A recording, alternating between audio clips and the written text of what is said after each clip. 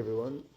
We are continuing in Siman Taf Ayin Gimel Seif Hey, continuing in the Shulchan Aruch, the laws of the Seder, and we're up to the Maror, and the Shulchan Aruch gives an order of the items that should be used for Maror, and the first thing is romaine lettuce, and later down, third in line is horseradish, and there's a few words in Hebrew here, I'm not sure which one translates, but also a person could use endives as their maror. Now, if a person, you're supposed to have a kazait of maror when it comes to the time of maror, and when it comes to the sandwich, a kazait as well.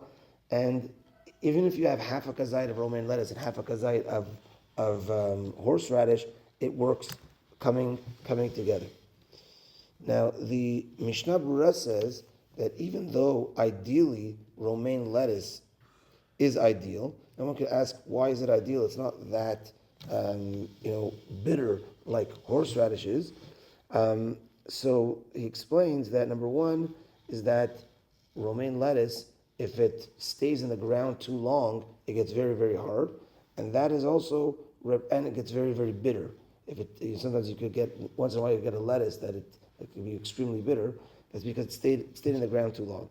So too, Bnei Israel and Mitzrayim, they were on the 49th level. If there would have been a little bit more, the 50th level, that would have been it. It would have been extremely bitter, it would have been done.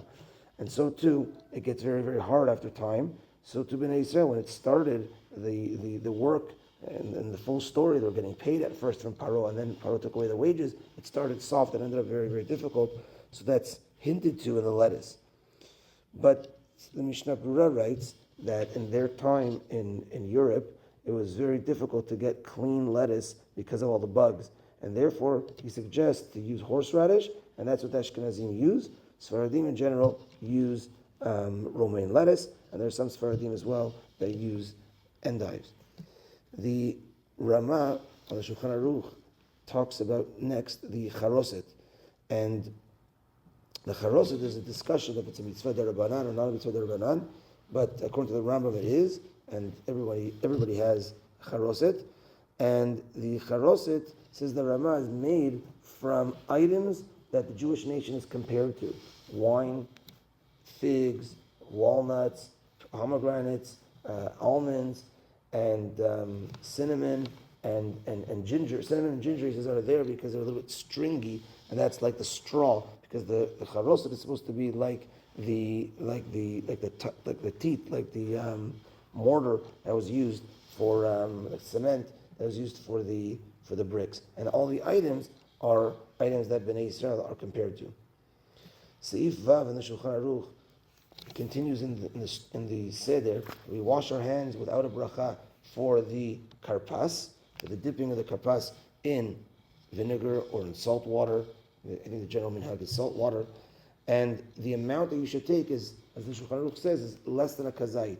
Because there's an issue if you take more than a kazait, if you need to say bracha achorah or not. And even if you do take more than a kazait, then you should not you should not say the bracha achorah, because when you take the karpas, you're making a word pri adama, and you're having in mind for the maror later. And when you have the maror later, you're going to make a bracha ala chilat maror, but you don't say an adama because you already said the adama of the karpas, and therefore not to make a bracha achorah after the karpas.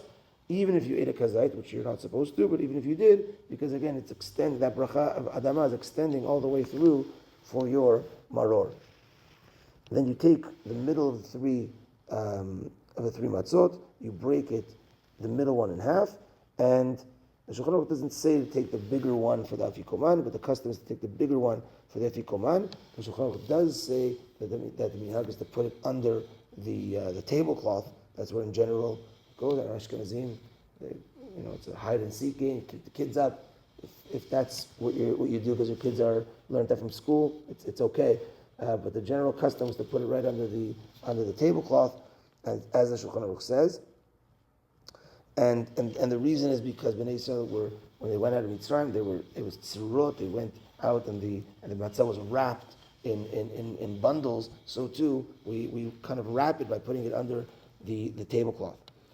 And then the Shulchan Aruch says that we take the ke'ara and we lift it up to when we start off the Seder by saying halach ma'aniya all the way till manishtana, and making sure that the Haggadah is understood by the children, understood by the ladies, understood by the men at the table, and then right before we start, after Manishtana, to take the Ke'ara, put it at the end of the table, in order for the children to ask and say, what's going on?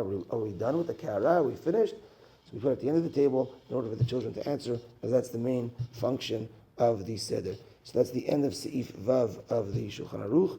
Minchat tonight at 6:30. Have a good day, everyone, and Shabbat Shalom.